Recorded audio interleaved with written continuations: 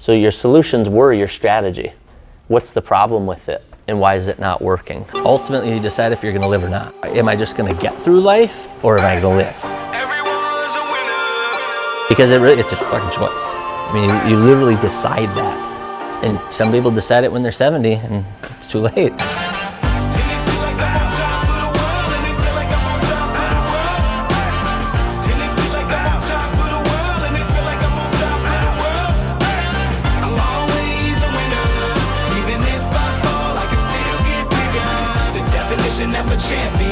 Definition of a champion, no.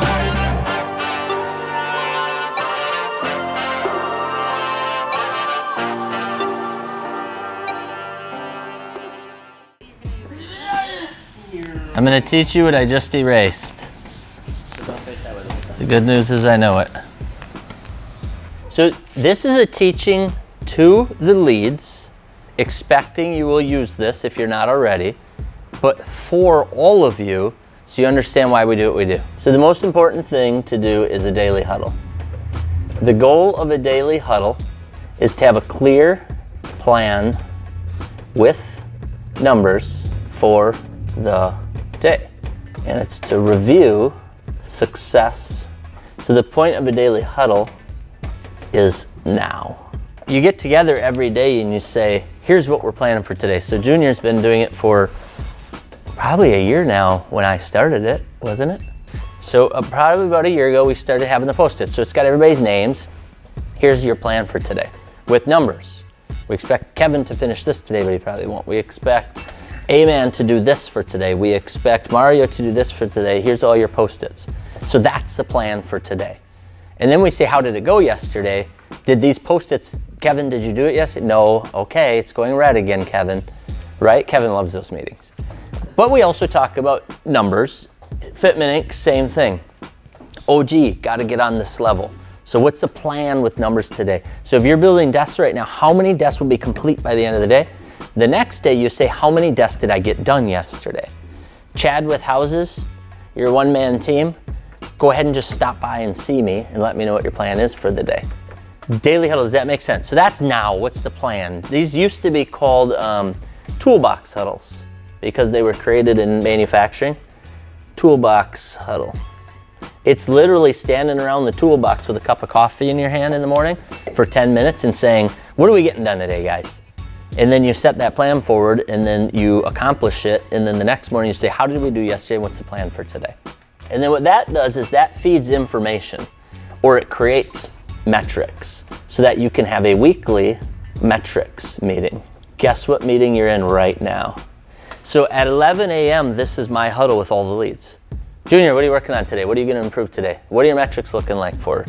Kirk, what are your metrics yesterday? What are your metrics yesterday? Alex, what are you working on today? Chad, what are you working on today? So that's the whole point, is we don't want surprises for the day. And then what we do is we take those metrics for today, so this is daily, and we roll them up into weekly, and we make neat little charts and stuff sometimes. Sometimes we just use numbers, a lot of dollar signs, so on and so forth. And we have a weekly meeting to talk about what was the plan, target. I didn't even miss a beat, Junior, see that? And then what is the actual? And then we do performance, problems, solutions. So we ask, if we missed a target, what is the problem? And then what is our solution gonna be? So what you guys are missing right now is, I heard the problem is that sales are down and expenses are up. I didn't hear the solution, how we're not gonna report that again next week and the next week and the next week.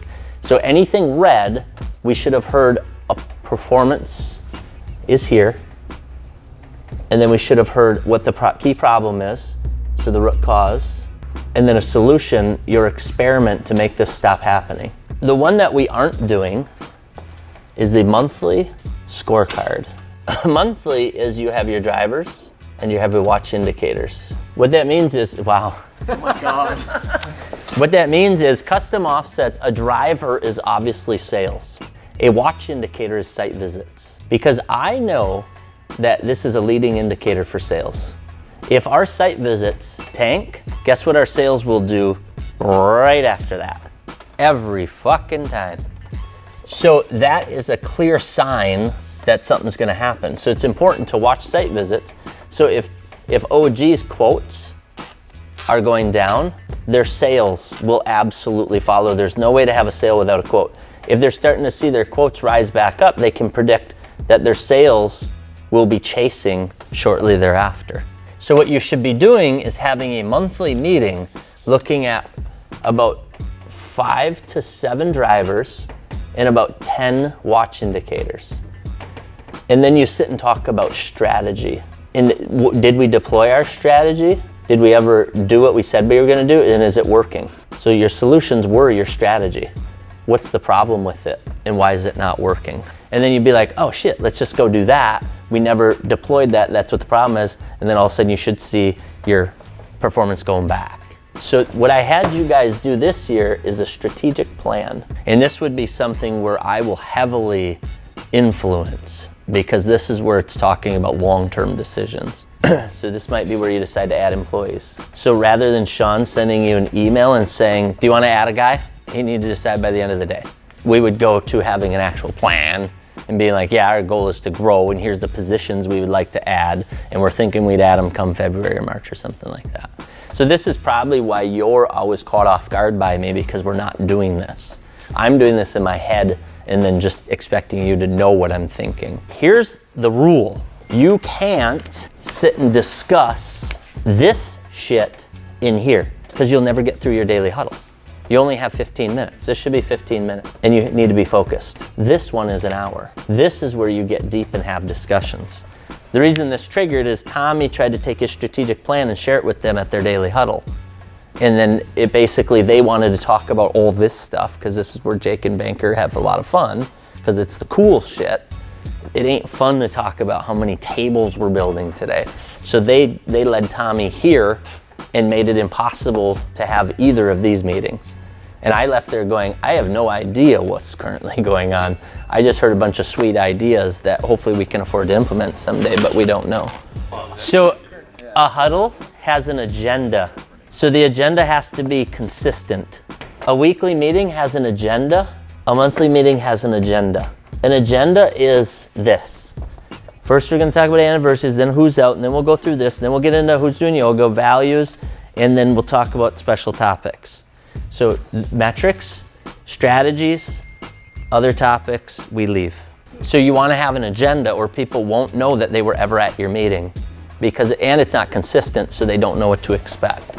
So if you're a one-man team, and that Chad was my newest example, but you guys are in the same boat, it would be stupid to have a daily huddle with yourself. But it doesn't mean that you shouldn't update your daily board behind you for 5 minutes and say, here's the plan. You guys should be having a true toolbox meeting. If your agenda is, what do the numbers look like yesterday?